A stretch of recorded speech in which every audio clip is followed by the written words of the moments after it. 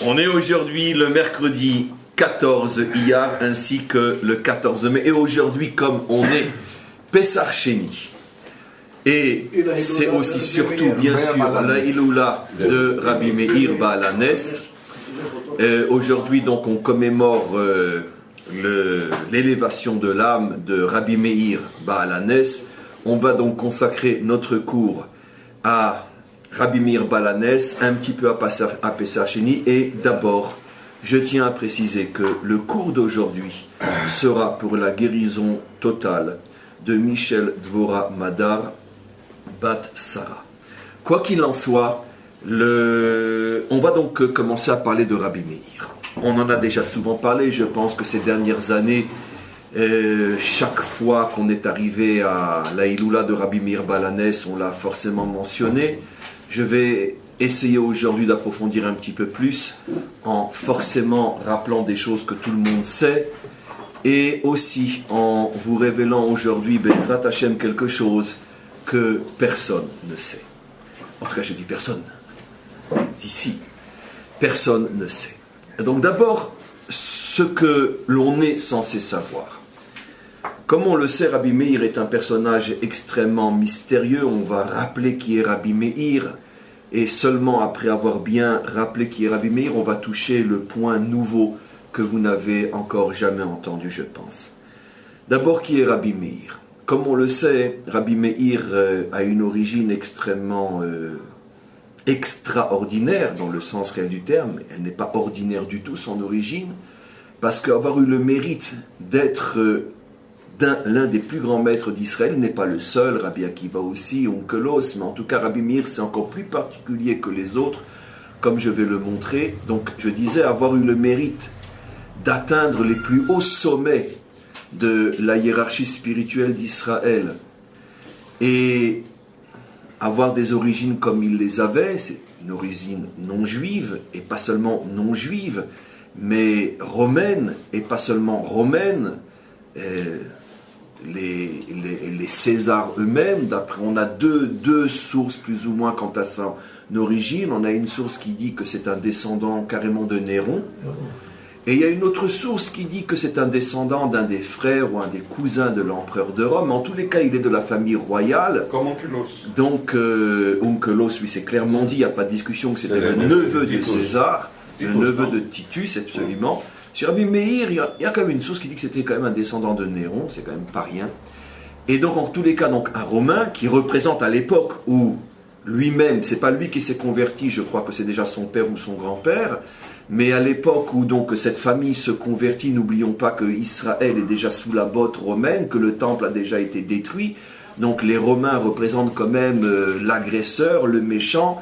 Les maîtres d'Israël ont quand même une tradition qui remonte à très très loin, comme quoi avec la destruction du temple par Titus a commencé le dernier le plus terrible de tous les exils d'Israël, qui se termine avec la délivrance finale. Mais à l'époque où nos maîtres voient la conversion de cette famille, on est encore tout au début d'un exil qui va durer pendant 2000 ans.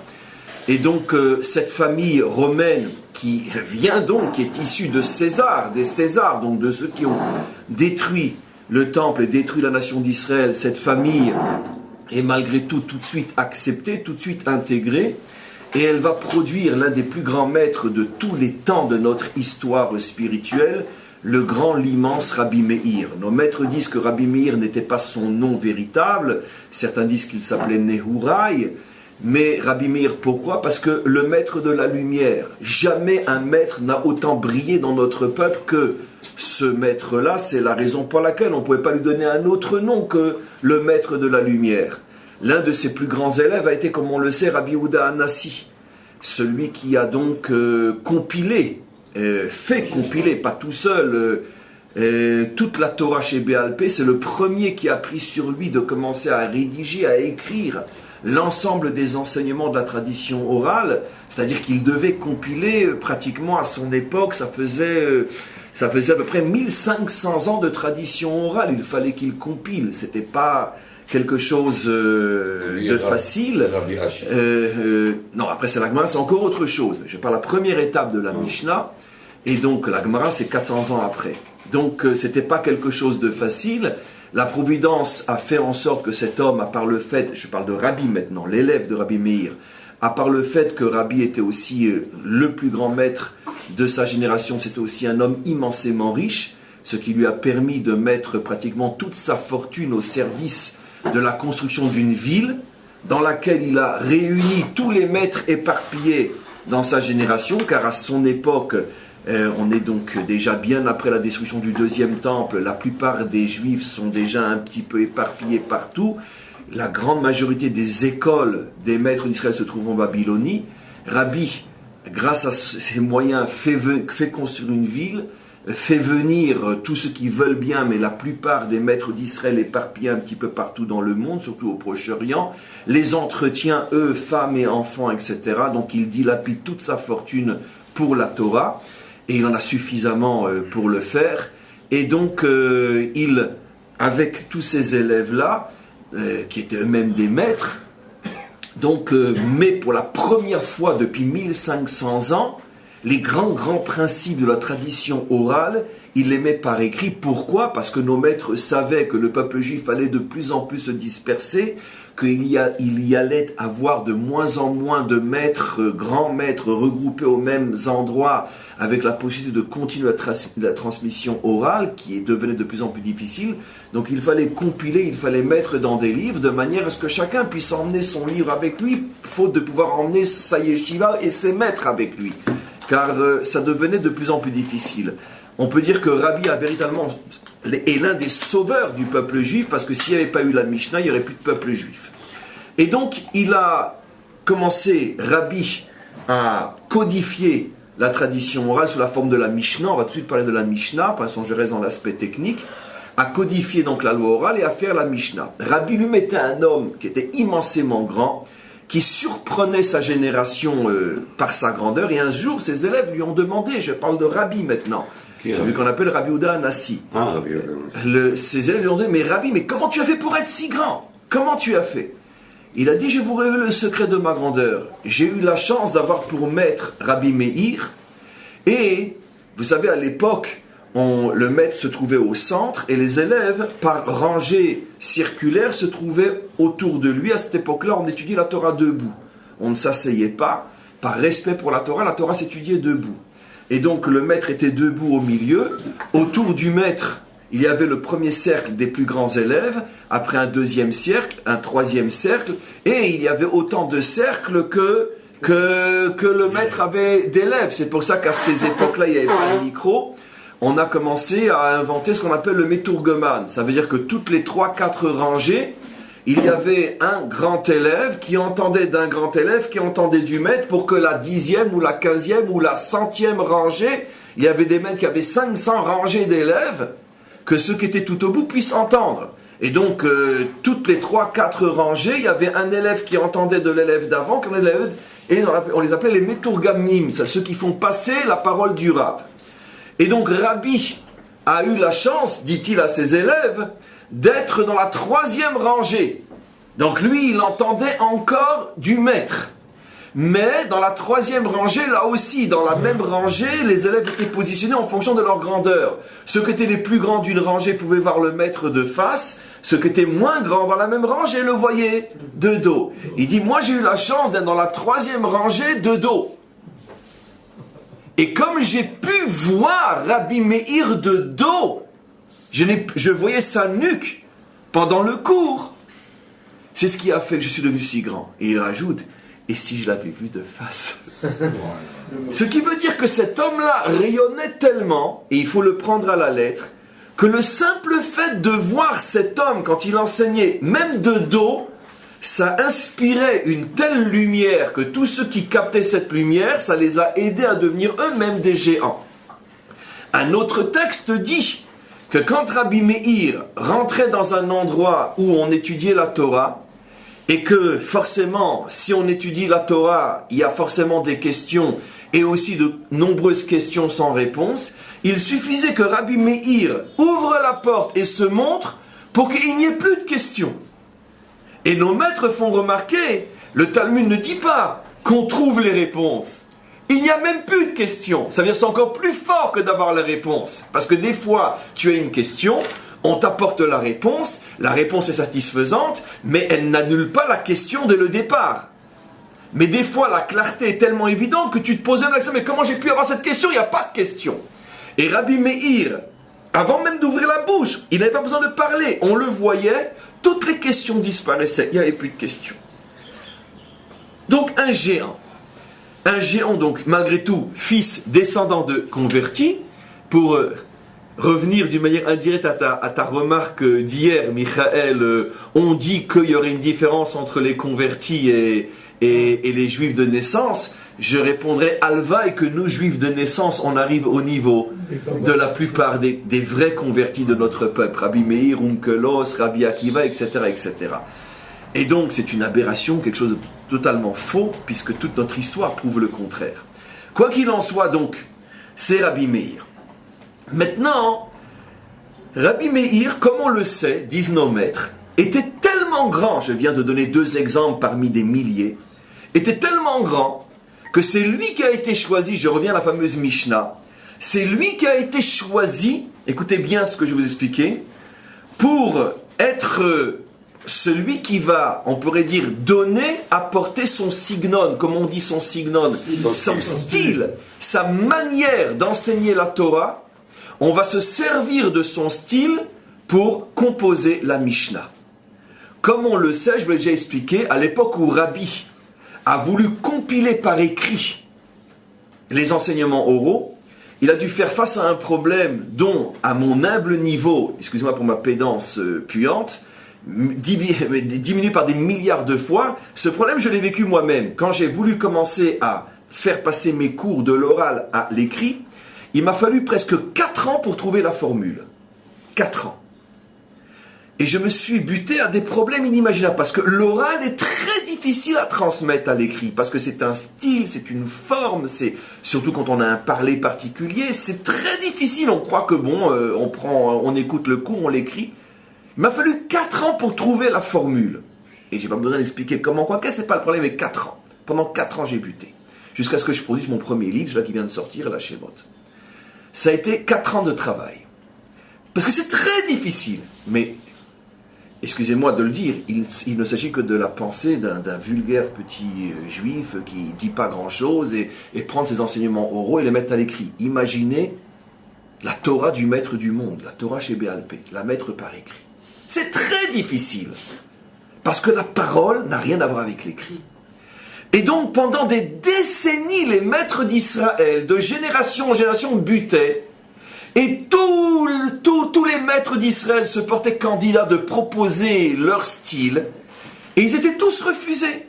Parce qu'à chaque fois, on trouvait non, ça ne rend pas suffisamment compte de l'enseignement. Non, cette manière de le dire, enfin de l'écrire, ne permet pas de tout condenser. Il y a une déperdition énorme. Il y a une transformation de l'esprit. Et pendant des décennies, on ne trouvait pas la formule. Jusqu'à ce que vienne Rabbi Meir et Stam Mishnah Rabbi Meir. C'est Rabbi Meir qui a trouvé le style de l'écriture. Et donc, son propre élève, Rabbi, dont je parlais au début du cours, a dit voilà, on a trouvé l'homme qui va permettre de transmettre la Torah d'Israël pour toutes les générations, et on a créé la Mishnah. C'est Rabbi Meir qui nous a donné la Mishnah. Ça veut dire c'est Rabbi Meir, le converti, qui a sauvé le peuple juif. Voilà. Donc, maintenant, le Hari HaKadosh va beaucoup plus loin que ça. J'ai expliqué maintenant d'après le Pshat. Maintenant, expliquons d'après le Sod. Le Hari HaKadosh dit, est-ce que vous croyez vraiment que c'est qu'un problème technique, qu'on n'a pas trouvé le bon? Le problème était, dit le Hari HaKadosh, et là je tremble pour vous dire, parce qu'il n'y a que le Hari HaKadosh pour nous dévoiler des diamants pareils, Hari HaKadosh. Il dit, c'était pas seulement ça le problème. Il dit, posons-nous la question, pourquoi pendant des siècles, il était interdit d'écrire les enseignements oraux? Parce que c'est trop long. Non. C'est pas ce qu'il explique, non. Parce que la Torah est orale. Parce que l'oral, et seul l'oral, transmet la vie de la Torah. C'est l'un des problèmes que j'ai eu quand j'ai voulu commencer à écrire mes cours. Je disais non, c'est pas moi, non. Je sentais pas où était la chayout du cours, la vie du cours. Et le problème, c'est que ici, je parle de la vie à un sens simple. Mais là, il s'agissait de transmettre la vie, c'est-à-dire la neshama, l'âme de la Torah. Or, le problème, c'est que l'âme ne se transmet que par la parole. Parce que la parole est vivante. Parce que celui qui parle est vivant. Et si c'est un homme qui a une âme, il transmet son âme. Dvarim ayotsim min halev. Les paroles sortent du cœur. Donc la Torah restait vivante, mais dès qu'elle est écrite, comme je dis souvent, c'est une phrase à moi, le livre est le cimetière de la pensée. C'est de moi ça. Le livre est le cimetière de la pensée. Pourquoi ? Parce qu'une fois que la pensée est écrite, elle a perdu ou elle risque de perdre sa vie. Parce qu'il n'y a pas celui qui parle et qui ressent et qui fait ressentir. Et donc le Ari HaKadosh explique que c'est ça la raison pour laquelle pendant pratiquement 1500 ans depuis Moshe Rabbeinu jusqu'à Rabbi et Rabbi Meir, on interdisait d'écrire les enseignements oraux pour ne pas transformer la Torah en cimetière de la pensée. Pour que celui qui veut connaître soit obligé d'aller chez un maître et que le maître va lui transmettre la parole qui va le faire vivre. C'est-à-dire pas seulement transmettre la connaissance, mais transmettre la vie liée à cette connaissance. Et c'est la raison pour laquelle, dit le Ari HaKadosh, tous ceux qui proposaient leur style étaient repoussés parce que les maîtres, en lisant, sentaient que où est l'âme ? Où est l'âme ? Où est l'âme ? Pas parce que le style était forcément mauvais, dit le Ari HaKadosh, parce qu'on ne sentait pas l'âme. Jusqu'à ce que vienne Rabbi Meir et il dise, moi je vous propose la Mishnah. Et les maîtres se posent la question, pourquoi tu dis Mishnah ? Il dit, regardez, c'est les mêmes lettres que Neshama. C'est un jeu de mots, l'âme et la Mishnah. Il n'a pas écrit la Mishnah. Non, mais il a proposé le style. Après, ça a été rédigé, mais le style, c'est lui qui l'a proposé. Stam Mishnah Rabbi Meir. Il a proposé le style. Et il a dit, moi, je vous ai trouvé le style qui, quand vous allez le lire, votre Neshama, elle va vivre. Les maîtres ont essayé, ils ont dit, ouais, ça marche. À tel point que le Ari HaKadosh, dans les tikkunim du Ari HaKadosh, le Ari HaKadosh, c'est une ségoula que des milliers de juifs font jusqu'à aujourd'hui, le Ari HaKadosh a institué que toute personne qui sent qu'il a des problèmes spirituels, il sent des bouchons, etc., qui s'habitue à lire tous les jours quelques Mishnayot. Pourquoi ? Mishnah otiyot neshama. Ça réveille l'âme. Et c'est une chose, surtout les Mekoubalim, les Sfaradim Mekoubalim, ça font. Normalement, après la prière, on lit comme ça quelques Mishnah, etc. C'est plus fort, dit le Ari HaKadosh, plus fort que les Teilim. Pour réveiller la Neshama. Donc, s'il fallait venir au Kourien pour entendre ça, ça valait la peine. Stam, une Mishnah, c'est facile, c'est pas compliqué. D'accord ? Il n'y a pas de Gemara, il n'y a pas de Rashi, il n'y a pas de Tosfot. Tu lis la Mishnah. Tu lis 3-4 Mishnah après la Tfila. Ça réveille la Neshama. Et donc, c'est pour ça que Rabbi Meir a été choisi, parce que lui-même avait une telle âme qu'il est arrivé à transmettre son âme dans un texte mort, dans un texte écrit qui est un texte mort. Il est arrivé à préserver l'âme de l'oral dans l'écrit. Ça, c'est Rabbi Meir, c'est pour ça qu'il a été choisi. Maintenant, ça va encore beaucoup plus loin que ça. On est déjà dans le Ari HaKadosh, on va remonter encore beaucoup plus loin, toujours dans le Ari HaKadosh. Le Ari HaKadosh nous révèle sur l'origine de cette fameuse âme, Neshama, Mishnah, cette fameuse âme de Rabbi Meir, ça vous le savez tous, 10 fois on l'a dit dans nos cours. D'où provient l'âme de Rabbi Meir ? D'où vous le savez que c'est de l'Adam Arishon ? parce שכתוב, אמרו על דוד המלך שהוא היה איש יפה. Oui. איך ידעו? אמרו דוד דומה ליעקב, יעקב כאדם הראשון, ואמרו שרבי מאיר בעל הנס זה הנשמה האחות של יעקב. Top. Pas mal. Je pensais dire un chidouche aujourd'hui, ben Nathan m'a devancé.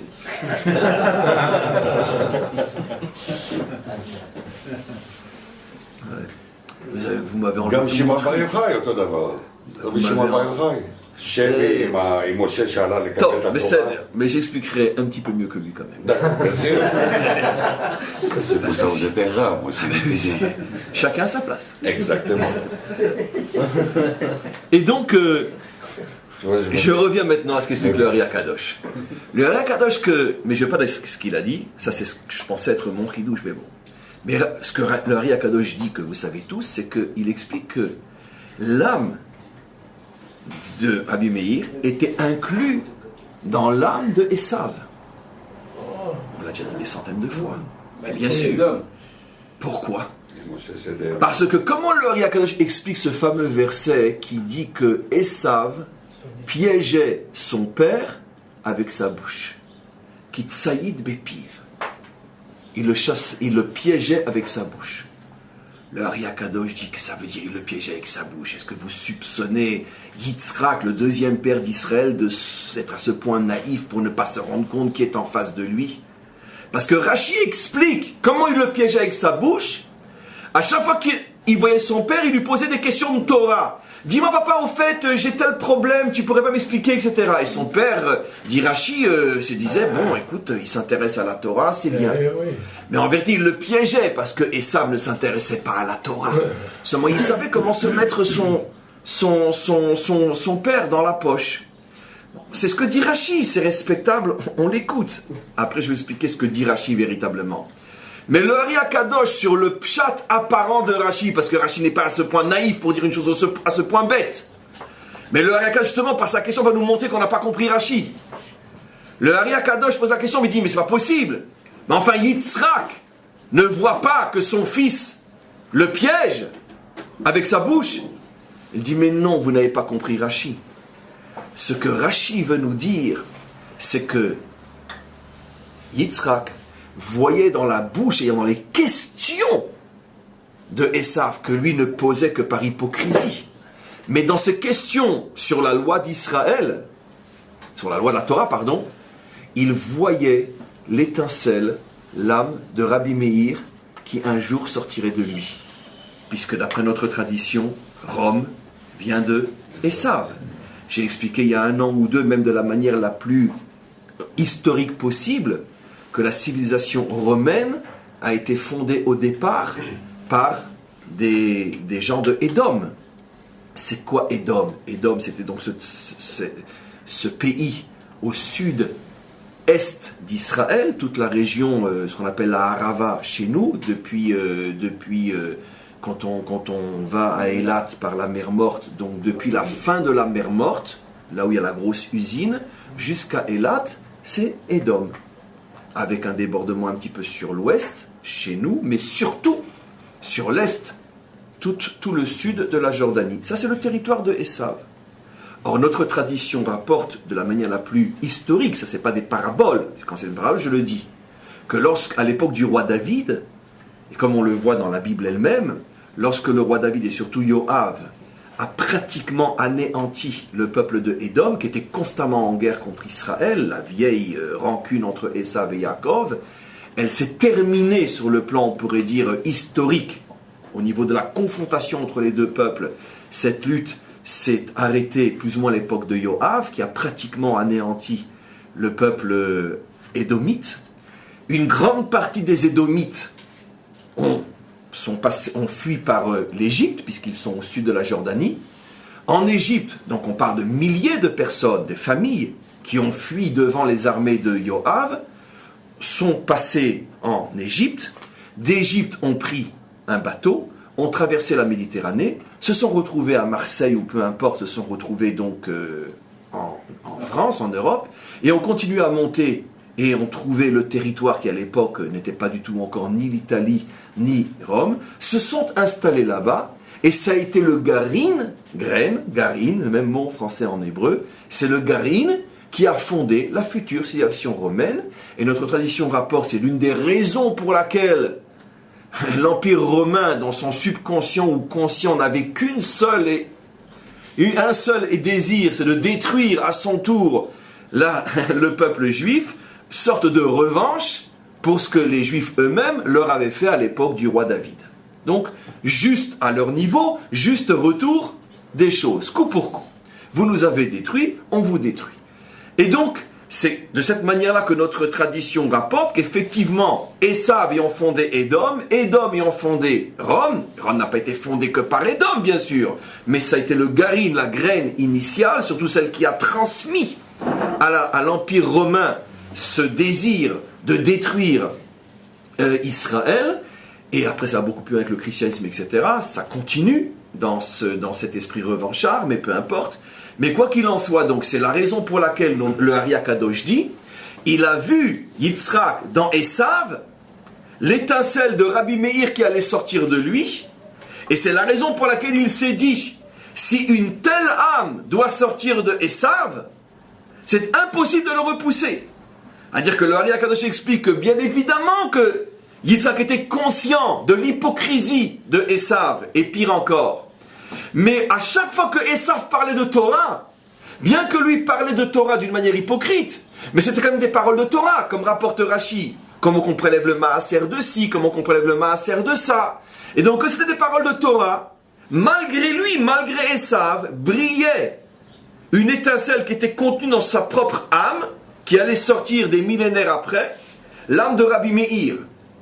Et donc, qu'est-ce qu'a fait Yitzhak? S'est dit, mais cette âme-là, elle va sauver mon peuple. C'est intéressant que du destructeur sort aussi le sauveur. Notion tellement fondamentalement juive. D'accord? C'est toujours celui qui veut nous détruire qui est la matrice de ce qui va nous construire. 45, 48. Paro. Etc. Paro, sa fille sauve Moshe, etc. C'est toujours, chez 45, 1945, 1948, vous avez compris. C'est toujours le même schéma dans l'histoire juive. Quand ils viennent pour nous détruire, ils ne se rendent même pas compte qu'ils sont en train de nous construire. Et donc c'est ce qui se passe avec Esav, qui va détruire, mais qui en même temps va apporter à Israël la force de sa survie. Rabbi Meir, qui lui va nous sauver sur le plan spirituel, grâce à la Mishnah et l'élaboration de toute la tradition orale au niveau de l'écrit qui va pouvoir être transporté avec nous, qui va nous aider à traverser 2000 ans d'exil de Esav, l'exil de Rome. Donc, plus profondément encore, explique le Ari Akadosh, qu'est-ce que c'est dit Yitzhak? Si l'âme de Rabbi Meir sort de Esav, c'est pas seulement que je dois faire attention de ne pas repousser complètement Esav, par respect pour cette âme qui sortira de lui, dont nous, Israël, nous aurons tellement besoin, mais ça prouve aussi, parce que malgré tout, la pomme ne tombe pas loin de l'arbre, ça prouve aussi que, finalement, malgré tout ce qu'il y a de grave pour nous et pour le monde dans Esav, il est malgré tout récupérable. Parce que c'est absolument impossible qu'une telle âme puisse sortir de lui s'il est entièrement mauvais. Donc ce qui veut dire que Yitzhak a fondé toute son éducation et toute sa relation à Esav, pas seulement, dit le Ari Akadosh, à cause de cette âme qui allait sortir de lui, mais en se disant, s'il est capable de donner un tel fruit, c'est que l'arbre n'est pas si pourri que ça. Et donc c'est pour ça qu'il avait malgré tout beaucoup d'amour pour son fils, malgré le fait qu'il était parfaitement conscient de toutes les crasses qu'il faisait, en se disant que quoi qu'il en soit, on ne peut pas prendre le fruit et cracher sur l'arbre. C'est impossible. Forcément l'arbre a quoi qu'il en soit des mérites de donner un tel fruit. Il ne s'est pas trompé car ça ne va pas être que Rabbi Meir. Aujourd'hui on se consacre à Rabbi Meir, mais il va sortir aussi Onkelos. Et vont sortir encore d'autres grands, très très très grands dans notre histoire, même à l'époque des Tanaïm. Deux dont on ne connaît pas le vrai nom, qui ont des noms codés dans le Talmud, parce que comme ils étaient recherchés par Rome pour les punir de s'être convertis, on leur a changé leur nom, c'est Ben Ahai et Ben Bagbag. Bagbag et Ai. C'est des noms codés, peut-être des initiales de leur vrai nom, mais comme leur tête avait été mise à prix par Rome, parce que c'était eux-mêmes des princes romains qui s'étaient convertis, donc on leur avait donné des noms codés, Ai et Bagbag. Mais ce sont aussi deux grands maîtres d'Israël dont on parle dans le Talmud. Donc il y a eu quantité de conversions de ce genre-là, mais c'est vrai que la plus grande de toutes, c'est Rabbi Meir. Et donc, Rabbi Meir était tellement grand que son âme provenait, après on verra comme a dit Nathan, Adam Arishon, ce sera la fin du cours, ce sera le dernier morceau, mais provenait donc de cette étincelle qui a donné donc cet espoir à Yitzhak que finalement Esav est récupérable. Et qui dit Esav est récupérable, ça signifie donc que finalement l'exil de Édom, l'exil de Esav, aura un jour une fin. Ce qui veut dire que Rabbi Meir incarne d'une certaine manière la délivrance finale. Et vous allez maintenant comprendre ce que disent nos maîtres dans un autre domaine qui est lié à ce que j'explique au nom du Ari Akadosh. Nos maîtres disent que Rabbi Meir était tellement grand que paradoxalement, on ne pouvait jamais trancher la loi selon son avis à lui, En vertu de quel principe? Au Bet Shammai. Tu ne peux pas trancher la loi selon quelqu'un dont tu n'arrives pas à comprendre la profondeur de sa pensée. Ça veut dire que nos maîtres, on pourrait dire, nous enseignent une sorte de paradoxe typiquement juif.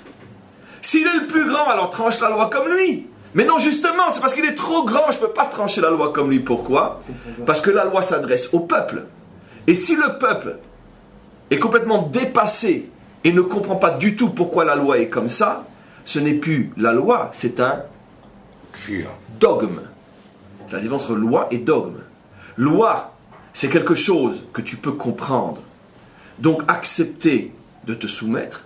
Dogme, tu ne peux pas comprendre. Donc tu te soumets sans comprendre. C'est pas un roc. Et comment? C'est ça, c'est pareil, c'est la même chose. J'ai dit dogme, c'est en français. Chez nous, ça s'appelle roc. Mais la loi ne peut pas être fondée sur le roc. Il y a des choukim. Évidemment qu'il y a des choukim. Dans toutes les lois, même profanes, il y a des choukim. Ça veut dire c'est comme ça. Après tout, ça répète autrement. Mais dans son essence, la loi qui s'adresse aux hommes, qui est censée faire fonctionner une société, ne peut pas être dogmatique. Sinon, ça devient de l'ayatolisme. Et c'est justement ce que le judaïsme s'efforce d'éviter.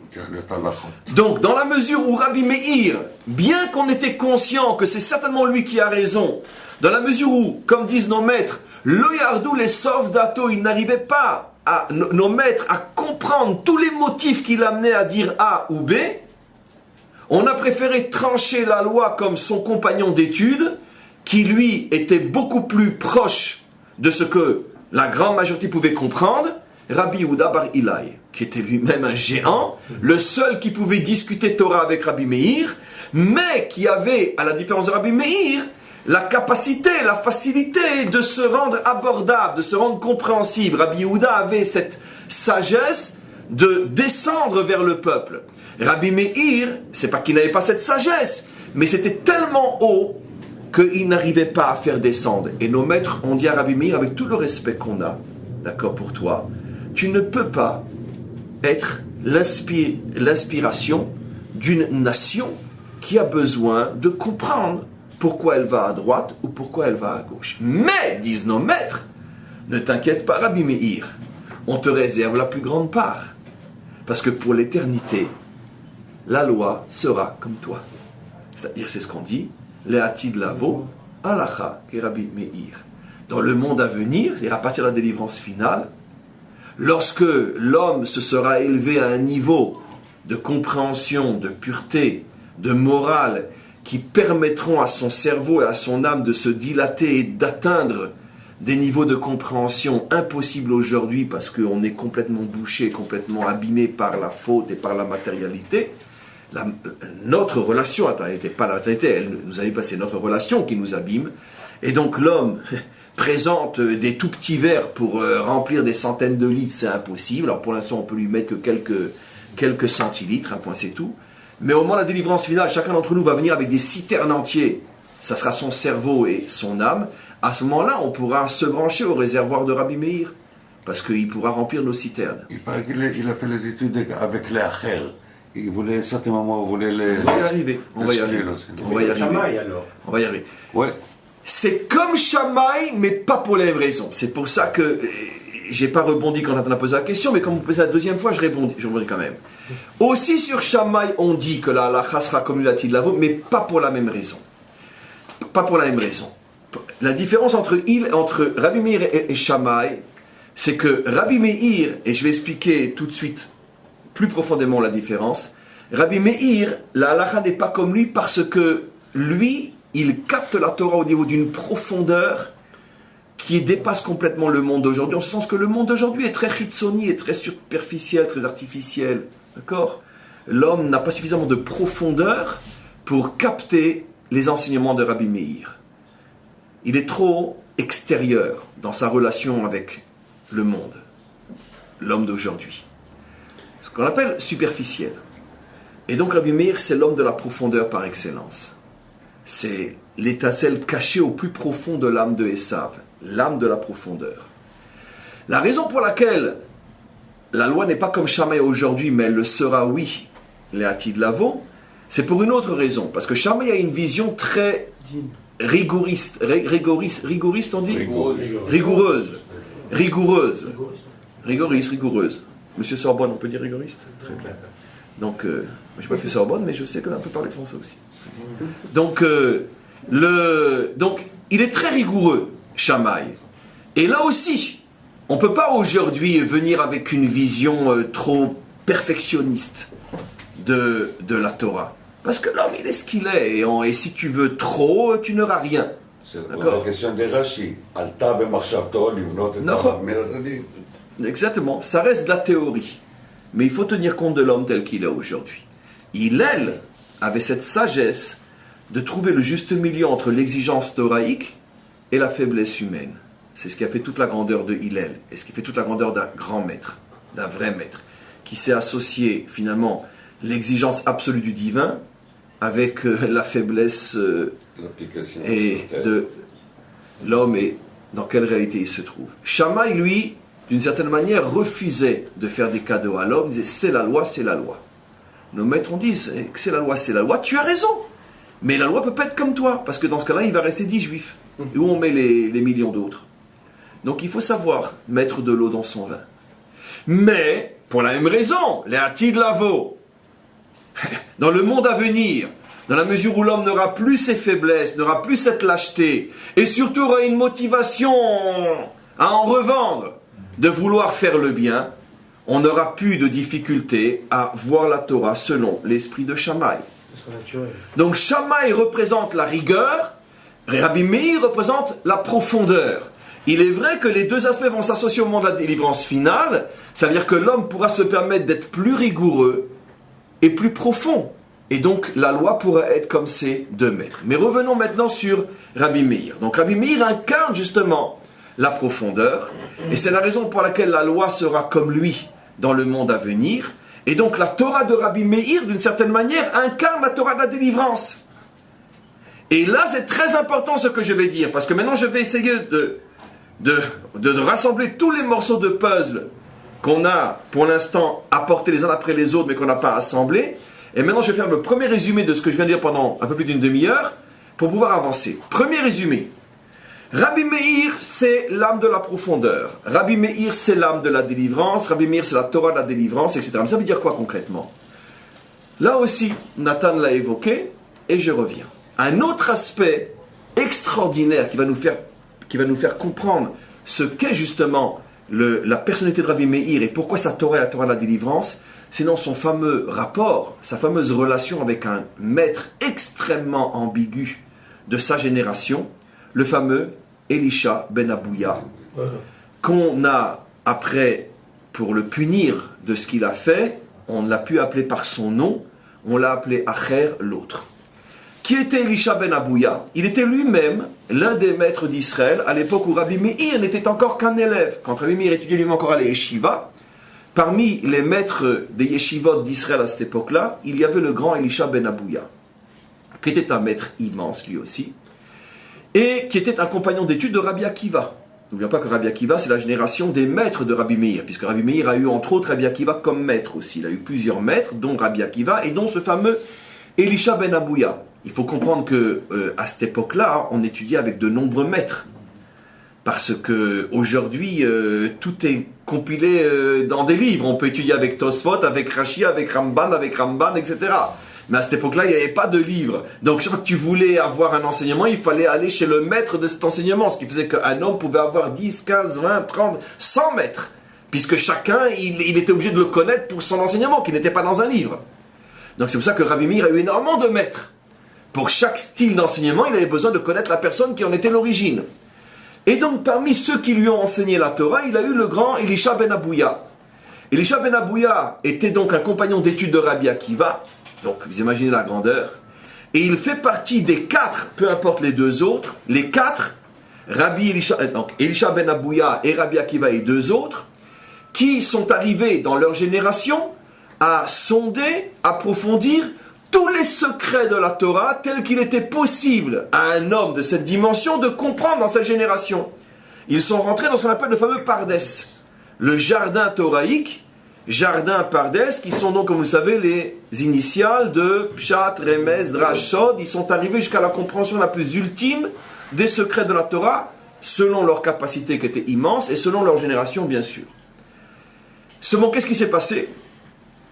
Plus tu rentres en profondeur et plus se lèvent des questions énormes, et il suffit d'étudier rien que le Talmud pour se rendre compte qu'on étudie 2 avis, on a déjà 50 questions. Et donc, au fur et à mesure que tu approfondis, automatiquement se lèvent de nouvelles questions. Chaque question étant, comme disent nos maîtres, c'est comme une échelle. Chaque question, c'est on appelle ça un échelon de l'échelle. Et pour pouvoir continuer, il faut pouvoir te hisser, il faut pouvoir que tu résoudes la question. La Torah, c'est-à-dire la véritable parole de Dieu, j'aime pas ce mot, se présente telle que le peuple juif l'a compris, comme une échelle dont chaque question posée et résolue est un échelon qui te permet d'avancer. Et ça, c'est ce qu'il y a de typique et de particulier dans la pensée juive. Je pense qu'en ce sens-là, c'est une approche unique dans le monde.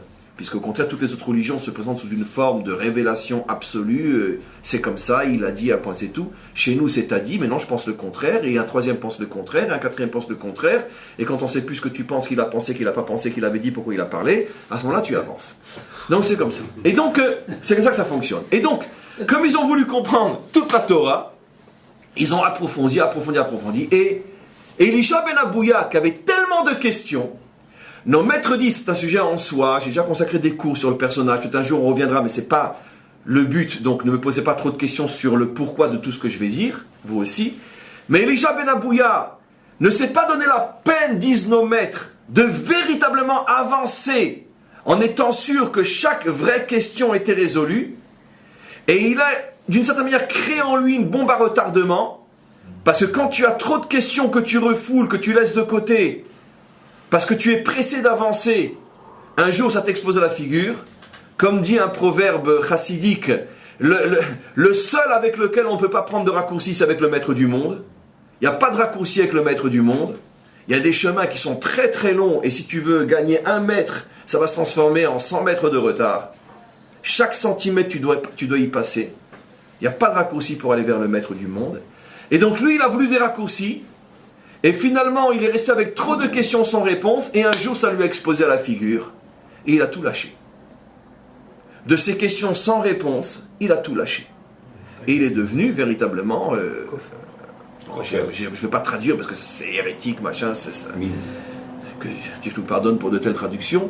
Mais donc, il a tout lâché. Je préfère dire à la française, il a tout lâché. Très bien. Et donc, il a tout lâché, mais il a tout lâché d'une manière violente. La première chose qu'il a fait, dit le Talmud, vous imaginez un mec qui toute sa vie s'est consacré à la Torah, je veux dire, il a une rigueur de vie, des mœurs très particulières, dans le bon sens du terme. La première chose qu'il a fait, c'est qu'il a été vers des prostituées. Première chose qu'il a fait. Pendant des années, il s'est retenu, là, il se lâche. Donc, il a été vers des prostituées. Après, il a commencé à s'attaquer à la Torah d'Israël, il a commencé même à flirter avec le pouvoir romain, on était déjà à la position du temple, et même à faire de la médisance et de la délation sur la Torah d'Israël auprès de Rome, enfin vraiment un personnage affreux. Et donc, mais d'un autre côté, malgré toute son affreuserie, il restait quand même dans sa génération le dépositaire d'une Torah que personne n'avait. Tous les maîtres d'Israël se sont éloignés de lui. Tout le monde l'a appelé Acher, l'autre. On ne pourrait même plus dire ton nom, parce que pour nous, tu n'es même plus un juif. Sauf un, Rabbi Meir, qui continuait à vouloir lui prendre tout ce qu'il savait. Et le Talmud rapporte que le Shabbat, Acher était sur son cheval, parce qu'ils s'en foutaient du Shabbat, et Rabbi Meir courait derrière pour dire, maître, donne-moi encore un enseignement. Et puis arrivé à un certain endroit, Acher lui disait, hé, Meir, arrête-toi, parce que là je vais sortir de l'endroit permis de traverser Shabbat. Vous savez que Shabbat, on ne peut pas sortir d'une ville plus qu'à peu près 1,2 km après la ville. Je parle dans un endroit désert. Tant qu'il y a des maisons, pas après ça s'appelle la ville. Mais sinon vous avez un village, d'accord, un kibbutz, qui est en plein champ. Vous sortez du kibbutz, Shabbat, vous avez le droit de vous promener, mais vous ne pouvez pas marcher après le kibbutz plus que 1,2 km, 1 miles de la Gemara, 1000, ça fait 1 km à peu près. Et donc c'est interdit. Et lui, il était sur son cheval et il calculait le nombre de pas faits. Il disait, Amir, arrête-toi, moi je continue, toi tu peux plus continuer. Et l'autre, il lui disait, mais je t'en supplie, mais arrête-toi, je peux encore apprendre. Et donc, ça c'était Rabbi Meir. Un jour, ses compagnons d'études lui a dit, Meir, dis-moi, tu crois pas que tu exagères de donner tellement de kavod à ce truc-là? D'accord? Alors, il a de la Torah, et alors, qu'est-ce qu'on s'en fout de sa Torah? Qu'il crève avec. Rabbi Meir leur a dit, non. Vous savez à quoi il ressemble à Cher? Il ressemble à une noix qui est tombée dans de la miel. D'accord? Mais qu'est-ce qu'on fait? On prend la noix, on la nettoie des excréments qu'il y a dessus, on casse et on prend le fruit. Le fruit, il n'est pas sali. Quelle belle interprétation. Et donc, Rabbi Meir, c'est celui qui savait retrouver l'étincelle divine cachée à l'intérieur d'un tas de fumier. Et comment il est arrivé? Et parce que lui-même, il est issu de ça. Et vous avez tous compris. Puisque lui-même, il est issu de Esav, et lui-même, il est issu de Néron, ou de peu importe, de quel empereur romain. Donc lui-même vivait dans son âme cette expérience que toute étincelle divine peut toujours être récupérée. Et c'est pour ça qu'il n'avait pas peur d'apprendre la Torah de la bouche de Acher, parce qu'il savait faire la distinction entre la crotte qui est sur la noix, et la noix elle-même, une fois nettoyée, entre l'écorce et le fruit. C'est-à-dire qu'il faisait une double purification. La saleté, l'écorce, et il arrivait au fruit. Et c'est la raison pour laquelle on dit que sa Torah, c'est la Torah de la profondeur, vous avez tout compris. Celui qui est capable d'arriver jusqu'au plus profond de la pensée du divin. Et vous allez comprendre aussi maintenant pourquoi c'est la Torah de la délivrance finale. Puisque qu'est-ce que c'est la délivrance finale? C'est la capacité de quoi? De ramener l'humanité tout entière, telle qu'elle est aujourd'hui malheureusement, malgré tout de la ramener un jour au maître du monde. Or, comment qu'on peut imaginer? Il suffit de voir l'humanité telle qu'elle est aujourd'hui, on commence quoi? Comment c'est possible? Comment c'est possible? Dans le monde de la délivrance finale, il y aura des milliards d'hommes et de femmes. Il y aura 70 peuples. Il y aura des blancs, des noirs, des rouges, des jaunes, des asiatiques, des occidentaux, des européens, des africains, des syriens, des iraniens. C'est le monde de la délivrance finale. Comment? Comment c'est possible? Parce que va venir un homme qui aura la dimension de Rabbi Meir, qui sera retrouvé dans chaque peuple et dans chaque homme l'étincelle divine qui est enfuie au plus profond du tas de fumier qu'il est aujourd'hui dans son comportement. Mais que ça n'empêche que dans ce tas de fumier, il y a une étincelle divine. Et qu'est-ce que fera le Mashiach? Il va nettoyer tout le fumier et il va apprendre à chaque homme, et regarde, tu es une étincelle divine, tu n'as pas honte de te comporter comme tu te comportes. Et les hommes vont dire, je ne savais pas que j'avais un tel trésor en moi. Ben non, quand on a un tel trésor en soi, on ne se jette pas dans un tas de fumier. Je ne dis pas qu'il va réussir avec 7 milliards, mais il réussira avec plusieurs milliards. Il y a effectivement le phénomène Amalek qui lui n'a pas de réparation, mais c'est de loin pas la majorité, ce n'est qu'une toute petite minorité. Mais la grande majorité des hommes et des femmes tels qu'ils sont aujourd'hui avec tous leurs défauts et leurs problèmes, ceux-là feront partie du monde de la délivrance. Et selon, bien sûr, l'esprit du judaïsme, et ne se convertiront pas. Resteront non-juifs. C'est ça le grand ridouche. Ça veut dire qu'ils s'accrocheront à Dieu sans avoir besoin de devenir juifs. Vous imaginez la dimension qu'il faut pour un tel travail? Ça, c'est l'âme de Rabbi Meir qui sans doute inspirera aussi celle du Mashiach. Maintenant, on a fait un résumé. On va aller un petit peu plus loin.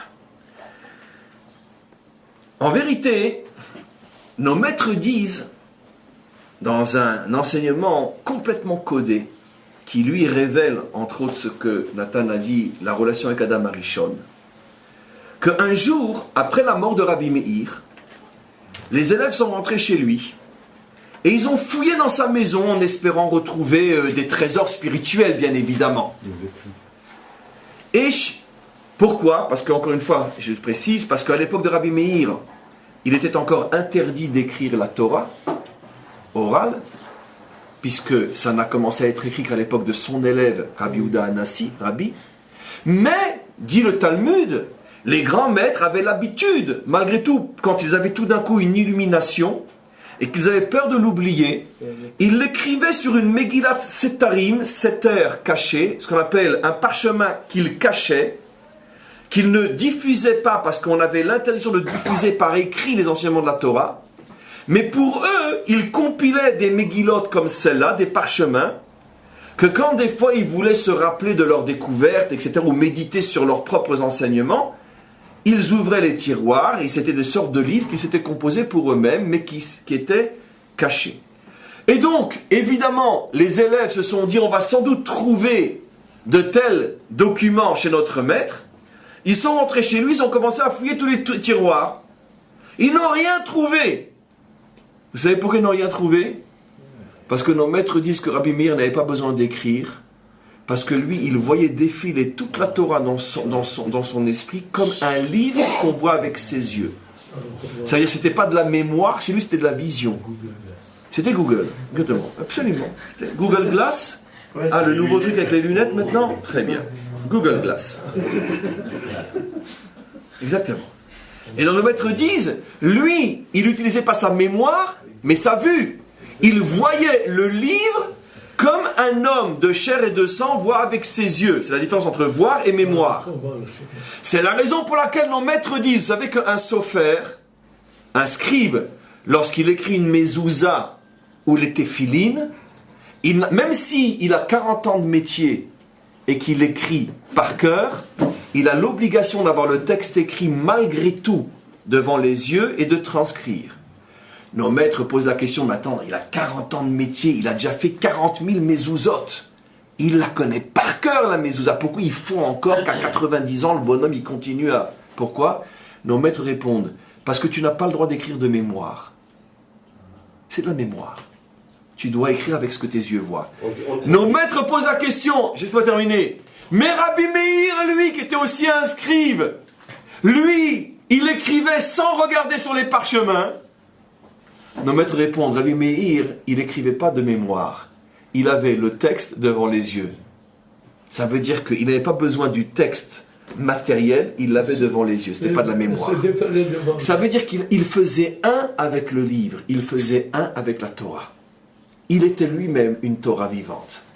Et donc automatiquement, quand il avait besoin de chercher quelque chose, il faisait comme ça, et tac, ça circulait devant ses yeux. Ah oui, c'était écrit à tel endroit, machin. Qu'est-ce qui est écrit? Oui, très bien, voilà. C'était pas de la mémoire. C'était du Google dans le cerveau. Très bien. Il y avait une question? Est-ce qu'on ne dit pas déjà que la tefila, on doit la lire plutôt que la dire par cœur? Il y en a qui le font, il y en a qui ne le font pas, mais il y a différentes coutumes à ce niveau-là. Mais quoi qu'il en soit, dans le Sefer Torah, par exemple, le Baal Koré, imaginez-vous un Baal Koré qui lit depuis 30 ans la paracha, il la connaît par cœur. Il n'a pas le droit de lire ne serait-ce qu'un mot par cœur, il doit regarder dans le texte. Et un malvoyant. Voilà. Il paraît qu'un malvoyant, Voilà. il peut. Comment? Il paraît qu'un malvoyant. Non, justement, il y a des marloquettes à ce niveau-là. Non, un aveugle ne peut pas être Baal Koré. Parce que même s'il connaît toute la Torah par cœur, il ne lit pas dans le texte. Non, il ne peut pas. Il faut qu'il voit le texte. Mais Rabbi Meir, par exemple, apparemment, aurait eu le droit d'être Baal Koré sans Sefer Torah. Parce que lui, disent nos maîtres, c'était pas de la mémoire. Il voyait le texte. Alors que ça veut dire, on sait parce que nous, on ne fonctionne qu'avec la mémoire. Mais il avait donc une sorte d'ordinateur dans le cerveau. Ça défilait comme ça. Donc, ils ont cherché partout une Megillat Starim dans sa maison. Ils n'ont rien trouvé. Ils allaient sortir en se disant, bah oui, c'est vrai, Rabbi Meir, il n'a rien besoin d'écrire. Il voit tout, pas il connaît tout par cœur, il voit tout. Et puis finalement, il y en a un qui dit, Eureka! J'ai trouvé. Ils ont trouvé un petit parchemin dans lequel il n'y avait qu'une seule phrase. Je traduis directement en français. Ne dis pas des habits de peau, mais dis des habits de lumière. Al tikra kotnot or, et là, kotnot or. Ça fait allusion à quoi? Ils ont trouvé le secret de l'origine de l'âme de Rabbi Meir. La seule chose qu'il avait écrit. C'est quoi kotnot or et kotnot or? Des habits de peau ou des habits de lumière? Après la faute de Adam Arishon, qu'est-ce qu'il est dit? Que Dieu leur a fait des habits de peau. Comment s'écrit le mot peau en hébreu? Aïn, Vav, Resh. Comment s'écrit le mot lumière? On change une seule lettre, la première. Au lieu de mettre un Aïn, on met un Aleph. Au lieu de 70, c'est 1, l'unité. Au lieu des 70 peuples, c'est une humanité unie. Lui avait marqué sur cette Megillah, il ne faut pas lire des habits de peau, avec un Aïn, il faut lire des habits de lumière avec un Aleph. Et nos maîtres se sont posés la question, qu'est-ce qu'il veut nous dire, Rabbi Meir? Qu'est-ce qu'il veut nous dire, Rabbi Meir? Qu'est-ce qu'il veut nous dire? Jusqu'à ce que vienne le grand Rabbi, Ari Akadosh, nous dise, Rabbi Meir fait allusion à la chose suivante, que à cause de la faute, comme une boule de neige et une avalanche, la faute de Adam, qui incluait en lui toutes les âmes de l'humanité, s'il n'avait pas fauté, toutes les âmes de l'humanité seraient restées unies, comme elles le seront toutes au moment de la délivrance finale, unies dans la différence, mais unies dans un même projet. À cause de la faute, l'humanité s'est divisée en 70 peuples, qui sont tous en guerre les uns contre les autres, et tous ensemble contre Israël. Mais quoi qu'il en soit, il y a toujours quelqu'un qui est contre quelqu'un. Ça, c'est le Haïn 70. Mais Rabbi Meir avait dit, moi, je suis celui qui va retransformer les habits de peau en habits de lumière. On remplace le Haïn par un Aleph, qui veut dire un, l'unité, parce que mon âme est l'âme de la délivrance finale.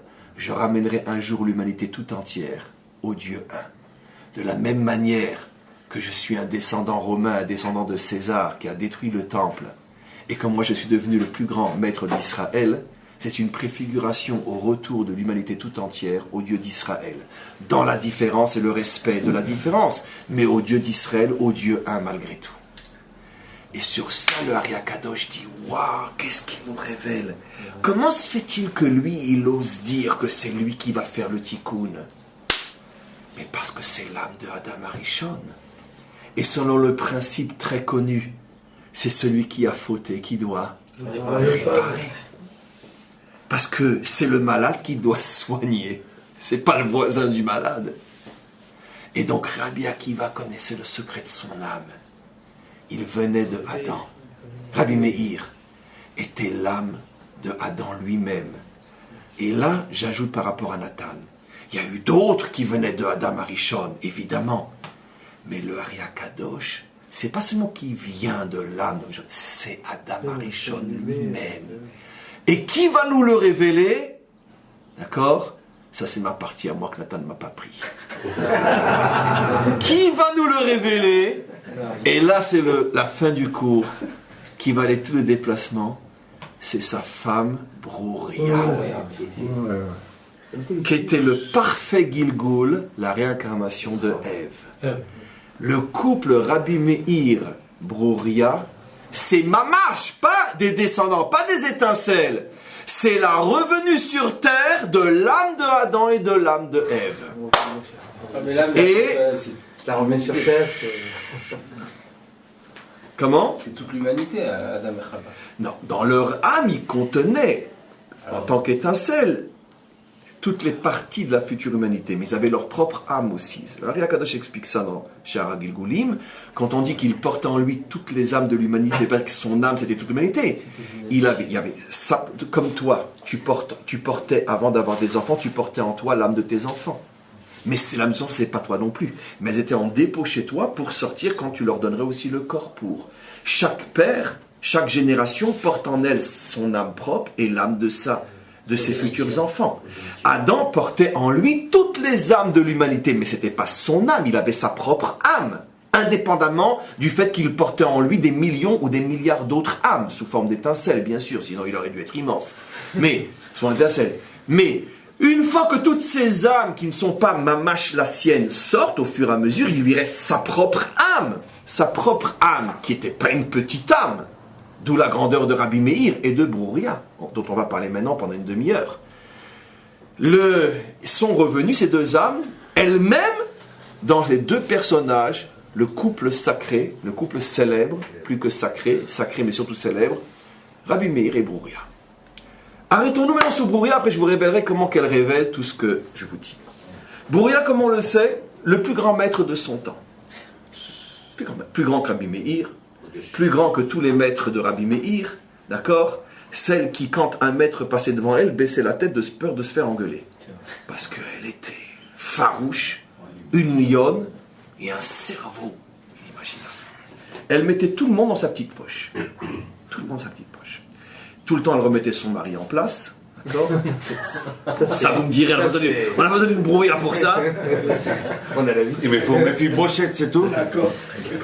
Mais, disons que elle avait en plus que quand elle le remettait en place, elle le remettait vraiment en place. Parce qu'elle avait toujours raison. Très bien. Et vraiment raison. Elle était plus grande que lui en Torah. Vous imaginez tout ce qu'on vient de dire sur Rabbi Akiva, maintenant on parle de sa femme. Brouilla. Et donc, elle-même, comme elle était une source de Torah inimaginable dans sa génération, eh ben, elle a décidé d'ouvrir une yeshiva et d'enseigner la Torah. Seulement le problème, c'est que c'était une vraie épouse juive et épouse juive. Elle ne veut pas s'amuser à faire le malin devant des hommes et leur enseigner la Torah comme ça. Parce qu'elle n'enseignait pas qu'à des femmes, elle enseignait surtout à des hommes, parce qu'à cette époque-là, c'était tous les hommes qui étudiaient. Et donc, comment qu'elle va faire? Pas compliqué, d'accord? Elle se mettait derrière un rideau, comme les filles de Rachi. Les filles de Rachi aussi enseignaient la Torah derrière un rideau. Elles mettaient les tefilines, les filles de Rachi, elles font beaucoup penser à Bouria d'ailleurs. Je ne sais pas si les 8 enseignaient la Torah, mais certaines filles de Rachi enseignaient aussi la Torah des hommes, derrière un rideau, pour des raisons de pudeur, etc. Voilà, elle enseignait. Mais,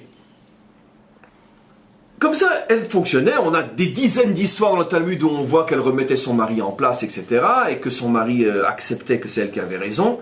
Et elle terrorisait tout le monde.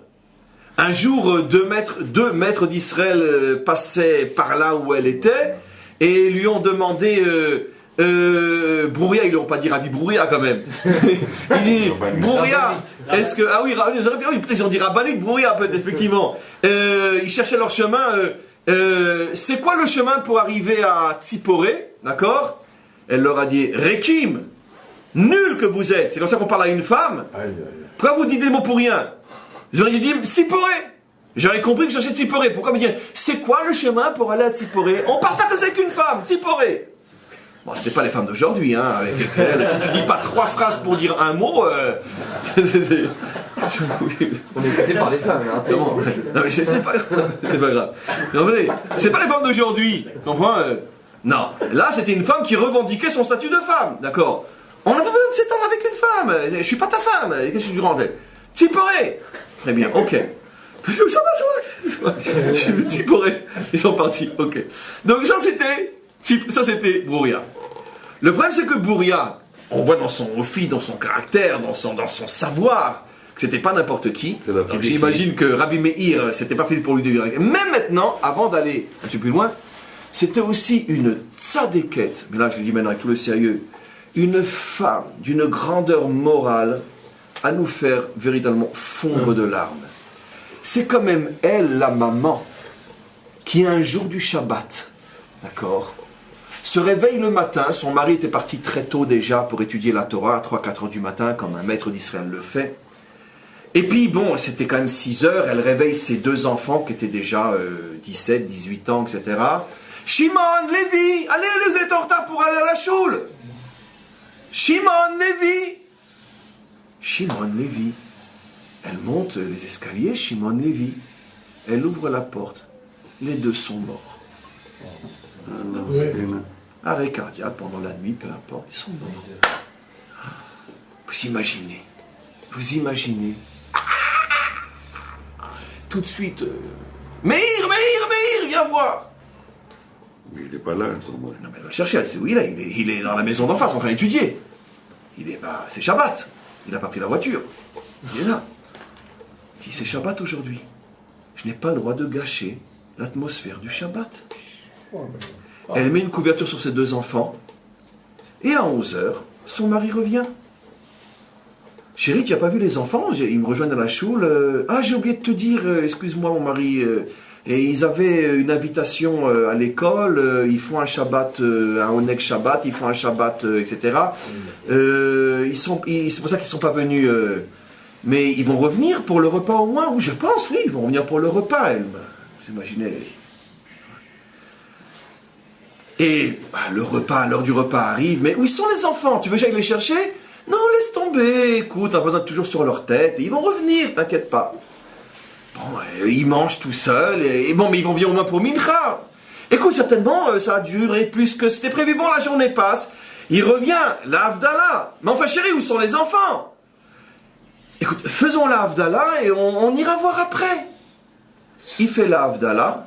Après, elle lui dit là-bas, ah aussi, je voulais te raconter une histoire. Pendant que tu étais à Mincha, il y a le voisin qui est venu, il m'a demandé une question, je ne savais pas quoi lui répondre. Quoi, toi, ma chérie, tu ne savais pas quoi toi lui répondre? Je veux dire, tu réponds au monde entier. Et oui, et voilà, c'est une histoire qu'il m'a racontée. Quelqu'un lui a déposé il y a quelques mois 2 vases très précieux chez lui dans sa maison. Et puis l'autre, finalement, est venu les réclamer. Et lui, il s'était tellement attaché aux vases qu'il a voulu les garder pour lui. Il a été même à les payer 10 fois le prix. Et les propriétaires du vase ne voulaient pas. Ils voulaient les vases et ils s'en foutent de l'argent. Il est venu me trouver pour savoir qu'est-ce qu'on fait. Rabbi Meir rigole. Il dit, enfin, Broria, c'est pas une question ni pour toi ni pour moi. C'est évidemment qu'il faut qu'il rende les vases. C'est pas à lui. Il a dit, mon mari, assis-toi. Nous aussi, le maître du monde nous a confié. Alors là, pleurer, etc. J'en raconte plus. Comment elle va raconter la mort de ses enfants? Ça, c'est Broria. Elle a tenu pendant 24 heures. Et elle termine, pas en hurlant, en racontant une histoire pour faire comprendre à son mari que... Ça, c'est Broria. Donc, c'est Broria. C'est pas seulement une lionne, c'est pas seulement ce qui nous fait rire, c'est une femme qui est à la hauteur de sa dimension. Parce que c'est introuvable une chose pareille dans l'histoire humaine. Introuvable. Ça, c'est Broria. Malgré tout, il s'est passé quelque chose. Je vais essayer d'aller vite parce que le temps avance, mais il faut absolument que je vous raconte cette histoire-là. C'est ça que vous connaissez tous. Un jour, elle a entendu un enseignement des maîtres d'Israël disant Nashim Datan Kala. Si un maître d'Israël avait dit ça aujourd'hui, il va directement en prison. Oui. D'accord? À cette époque-là, ça passait, mais pas chez Broria. C'est quoi Datan Kala? Nos maîtres ont dit une femme se fait plus facilement avoir qu'un homme.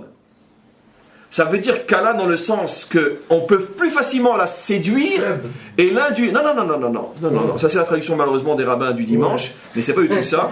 Non. Kala, tel que nos maîtres expliquent, tel que Rachid dit sur place, on peut plus facilement la faire tomber dans un piège qu'un homme. Elle est plus facilement séduisable, vulnérable, séduisable.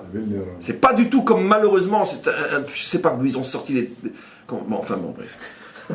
Rachid sur place. Quand un homme veut faire tomber quelqu'un, c'est plus facile une femme qu'un homme. Et la preuve, disent nos maîtres, c'est que quand ils ont voulu faire tomber le premier couple, quand le Nachash est venu, il a été trouvé. Et ça a marché.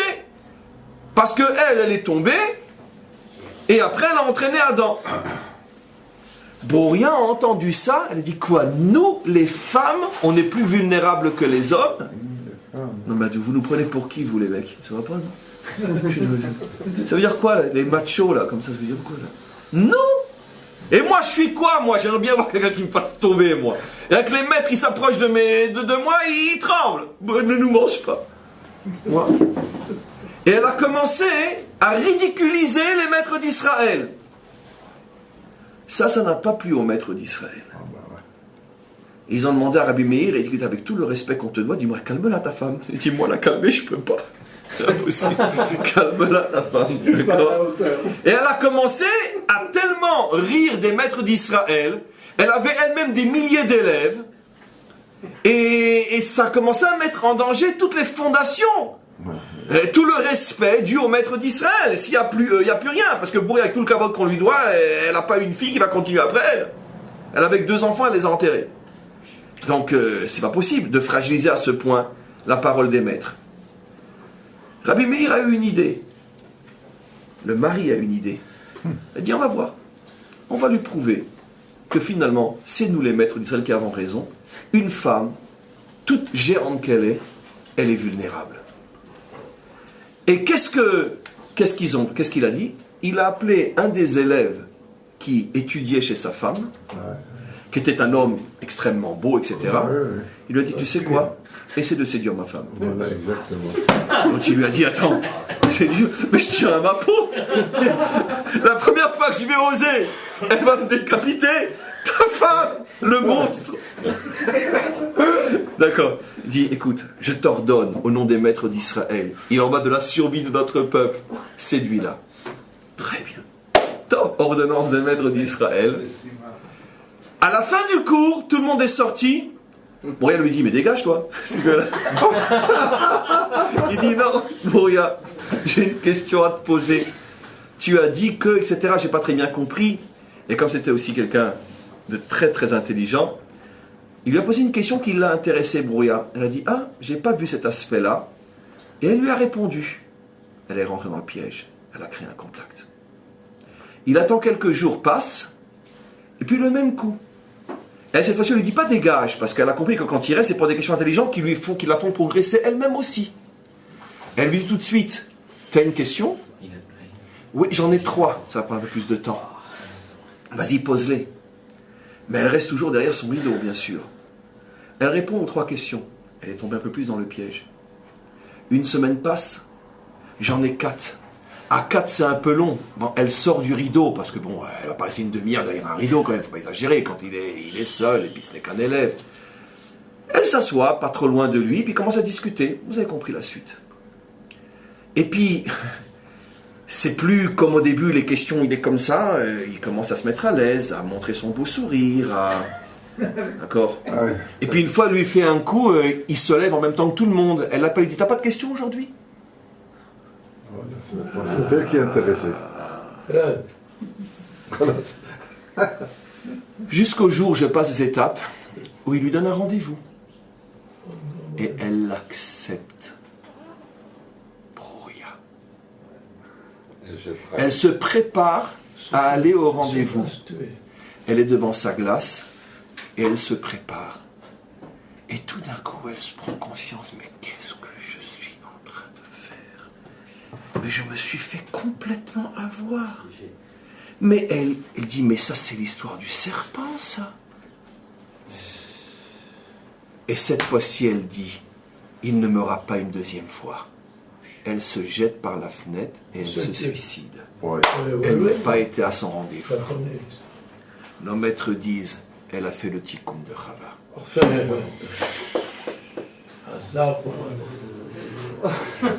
Elle a fait le tikkun de Chava. Toute cette histoire n'était qu'un coup monté de la providence pour remettre Chava en face du Nachash. Parce que le Nachash, il a tout sauf la tête d'un serpent.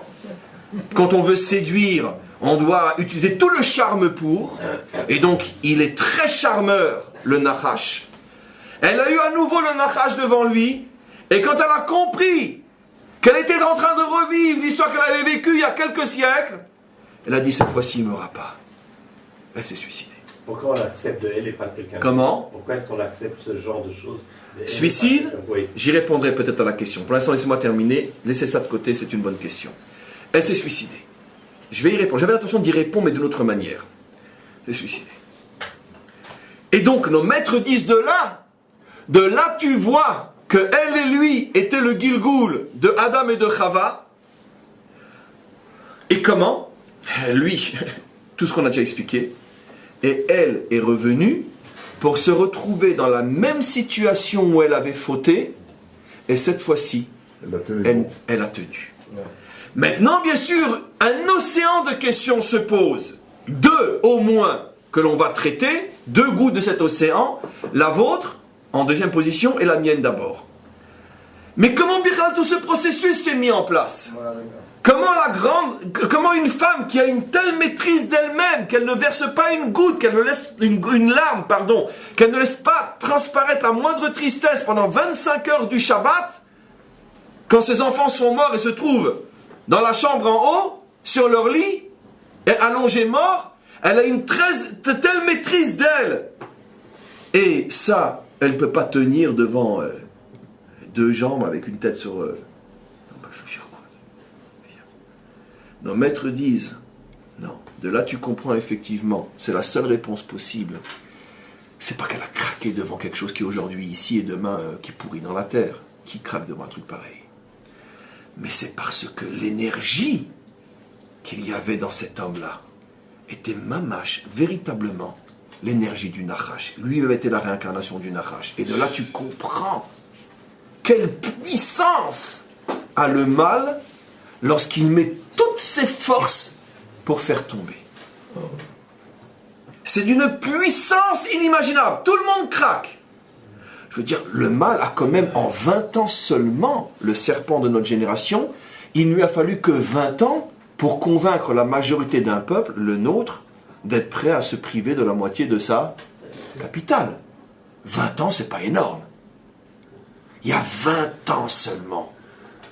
Qui aurait dans ses cauchemars osé penser qu'un jour notre nation, dans sa majorité, dirait « si c'est le prix de la paix, on accepte » de partager sa femme, d'accord, dans la même chambre avec un autre, puisque Jérusalem, c'est notre épouse. Donc, dimanche au mercredi, c'est moi qui couche avec, du mercredi au samedi, c'est toi qui couches avec.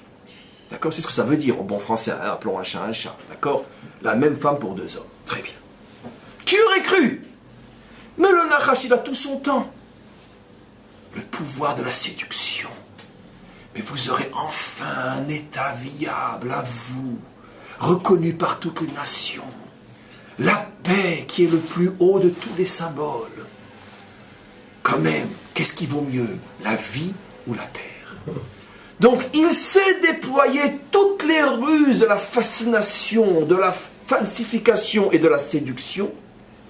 Et la nation qui est la féminité, elle craque. Et ce phénomène se répète dans toutes les générations, bien sûr. Pas que pour nous.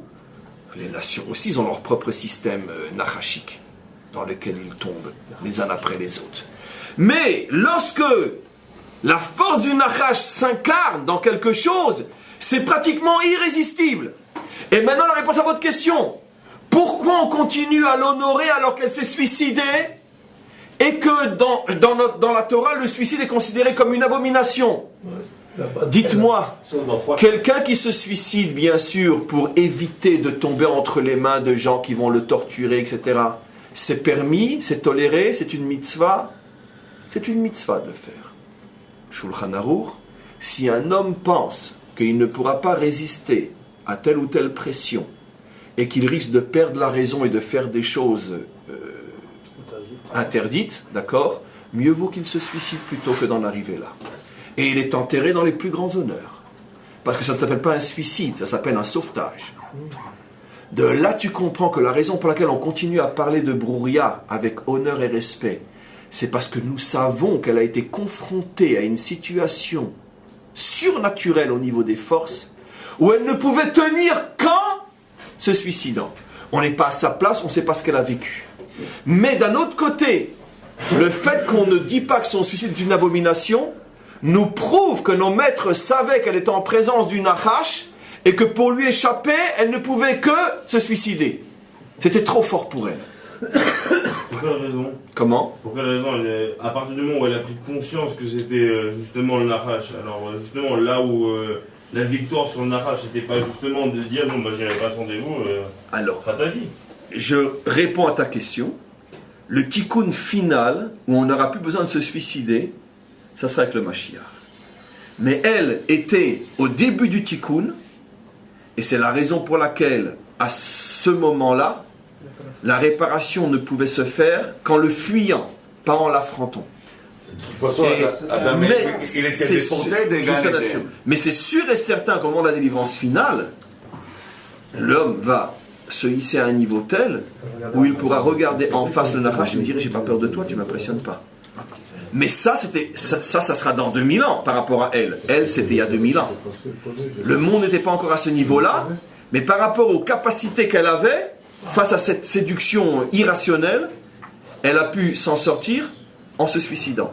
Je vous signale juste, avant la question, qu'il y a un autre cas comme ça, à l'époque du Talmud, c'était, je ne sais plus comment, si je me trompe, non, je ne me souviens plus de son nom, mais un maître aussi d'Israël, d'accord, sur lequel on disait, dans le ciel, c'est les paraboles talmudiques, mais l'histoire est vraie, que rien ne peut le faire tomber. Le Satan en personne, raconte le Talmud, qui est un ange, comme on le sait au départ. Rabbi aussi, avec le Satan, et il s'est brûlé les yeux. Oui, c'est Rabbi aussi, il s'appelait? Très bien, merci. Le Satan est venu chercher, il me dit, quoi? Lui, il ne va pas tomber? Laisse-moi. D'accord? Hachem me dit, vas-y, tu n'y arriveras pas. Et il est venu sur terre sous la forme d'une femme d'une beauté inimaginable. Nos maîtres disent, c'est une parabole bien sûr, que lorsqu'elle rentrait dans un endroit obscur, il n'y a pas besoin d'allumer la lumière. Son corps était tellement lumineux qu'il y avait la lumière. Et donc, lui, il étudiait toute la journée la Torah, il ne bougeait jamais ses yeux du livre. D'accord? Elle est rentrée là où il étudiait.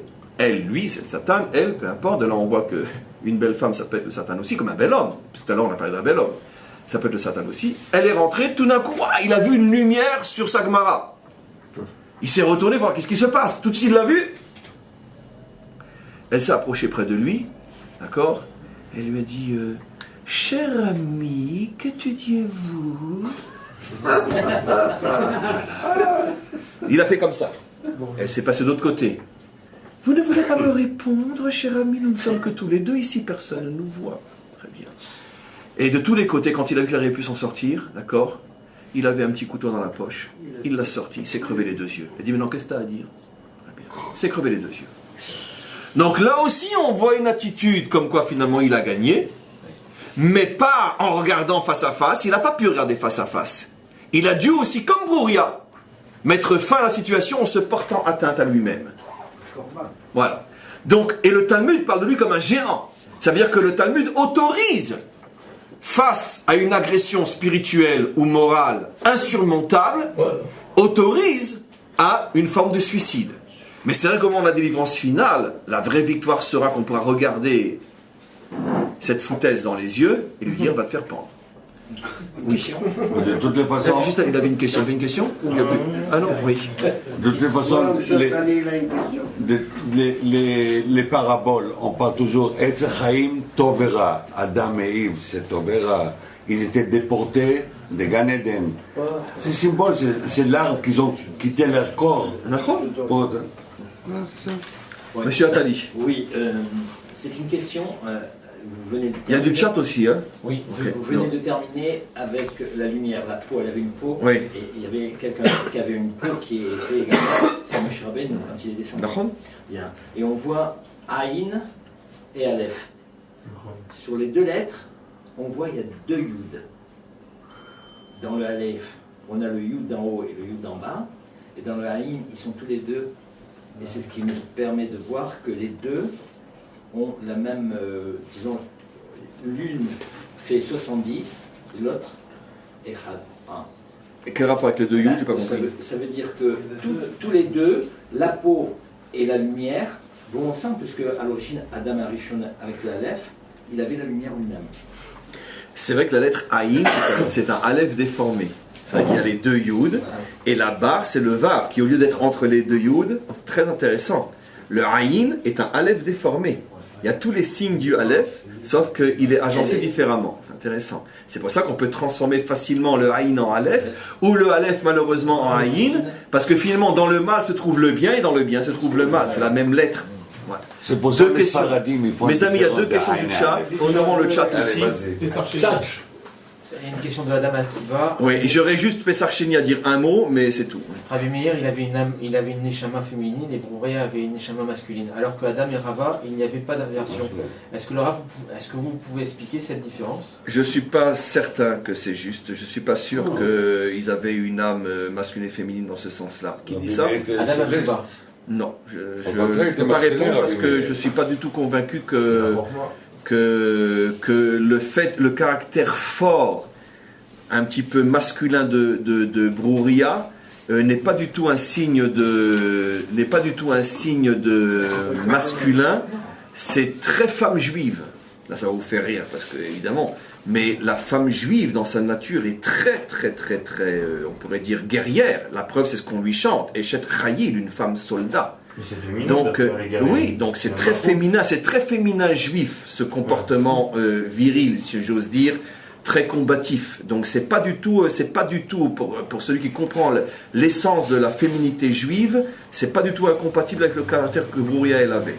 Encore une question, après je veux terminer sur Pessar Chéni. Ne me posez plus de questions. Si Brouria voulait aller au rendez-vous, c'est qu'il avait un problème avec son mari. Est-ce que vous confirmez?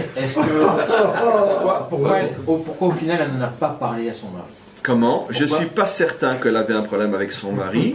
C'est vrai que pour la grande majorité des C'est cas, lui qui a sollicité sur le. oui, mais pour la grande majorité des cas, c'est vrai qu'un problème dans le couple, ce genre de problème, si on va ailleurs, c'est qu'on l'a pas chez soi. Dans le cas de Rabbi Meir et Brouria, ça remonte à un autre problème, qui est le tikkun de la faute de Adam Arishon. Et bien qu'au niveau de la faute de Adam Arishon, on avait effectivement expliqué que si elle a parlé au Nachash et que son mari n'était pas présent, etc., c'est pour ça que je comprends l'allusion. Mais 3 minutes avant la fin, je ne peux plus parler de ça. Disons que la deuxième question, celle-là, elle a oui un fondement. Elle a oui un fondement. La première, à mon avis, non. Les âmes n'étaient pas du tout inversées chez Rabbi Meir et Brouria. La deuxième question, il y a oui un fondement. C'est vrai, et plus j'y pense et plus je l'affirme, c'est vrai que dans ce couple, il y avait une sorte de relation, C'est lui qui l'a poussé. inversée ou mal placée. Elle était effectivement trop directive par rapport à lui, ce qui ne fait pas encore d'elle une âme masculine. Mais c'est lui qui était fautif. Il suffit de voir les couples aujourd'hui pour voir que dans la plupart des couples, c'est la femme qui effectivement porte le pantalon, dans le vrai sens du terme. Et ça n'empêche pas qu'elle est féminine. Parce que justement, la nature féminine s'impose dans sa famille au moins à la dimension masculine. C'est la lionne qui va chasser. Et c'est vrai que c'est la lionne qui va chasser aussi. Ça s'est dit et redit pour expliquer ce qui se passe dans un couple. Finalement, la dimension guerrière, c'est la dimension féminine d'Afka. Donc il se peut qu'effectivement, comme dans ce couple entre Brouria et Rabbi Meir, c'était trop bolette, c'était trop, peut-être que lui c'était remarqué, peut-être que lui c'était un petit peu trop effacé, il n'avait pas suffisamment fait valoir son statut d'homme dans le couple. Il est possible que finalement un autre homme a pu prendre sa place. Donc finalement, ça semble être lui, il avait des problèmes. Maintenant, pour le lien avec, il nous reste 3 minutes pour le lien avec Pessar Sheni. Le lien est évident. On aurait pu consacrer 3 heures à ce lien, mais 1 minute suffit aussi. C'est quoi Pessar Sheni? C'est la fête du tout est récupérable. C'est quoi Pessar Sheni? C'est que celui qui n'a pas pu faire le premier Pessar, on lui donne une porte de rattrapage 1 mois après, jour pour jour, le 15 Iyar, Pessar Sheni. 14. Le 14 Iyar, pardon, Pessar Sheni. On est le 14 Iyar aujourd'hui, 14 Iyar. Et tous les maîtres d'Israël expliquent que Pessar Sheni est une allusion au fait qu'il n'y a jamais aucun rendez-vous manqué qui ne peut un jour être récupéré. Tout se récupère. C'est une question de patience, de conviction et surtout de détermination. Et donc, c'est toute l'histoire de Rabbi Meir qui nous montre que même de Esav, même de César, même de Elisha ben Abouya, peut malgré tout sortir des étincelles de bien qui, une fois qu'elles sont sorties et retrouvées, peuvent devenir une lumière qui illumine Rabbi Meir, qui illumine sa génération et toute celle à venir. Donc, le désespoir n'existe pas, aucune chute ne peut se transformer en tremplin pour progresser. De chaque 45, on peut arriver à un 48. Et c'est toute l'histoire du peuple juif qui montre que tout peut toujours être transformé dans le bien. Et donc, celui qui finalement ne récupère pas ce qu'il a loupé, il doit être tenu comme seul responsable. Parce que dans la vie, Hachem donne autant de solutions et de possibilités de s'en sortir, malgré tous les échecs. Et si finalement, à la fin d'une vie, un homme dit « je n'y suis pas arrivé », il est le seul et unique responsable. Et donc, c'est ça le lien qu'il y a. On dit Brouria d'ailleurs. Brouria vient du mot birour. Bah oui, Barouria. Birour. C'est la clarté de... Non, mais birour, elle a fait le birour, la clarification, le tri de tout ce qu'il y avait de mauvais en elle. C'est la lumière et c'est le Barour. Il faut dire que 45-48, c'est Rak Adam est mort. Mais c'est exactement ça en fait, le message que le seul parchemin qu'on a trouvé de Rabbi Meir chez lui qui parle de Or vers Or, en fait lui aussi, il pensait toujours à son tikkun à lui, parce que lui a eu l'explosion de l'échange depuis quand Adam a vu qu'il a fauté, donc il y a une perte de lumière, et en fait lui, avec Meir, qu'est-ce qu'il a fait? Il a revu à la lumière. En faisant la Mishnah, qui est devenue la seule qu'on étudie. Il n'y a plus aucune... Absolument.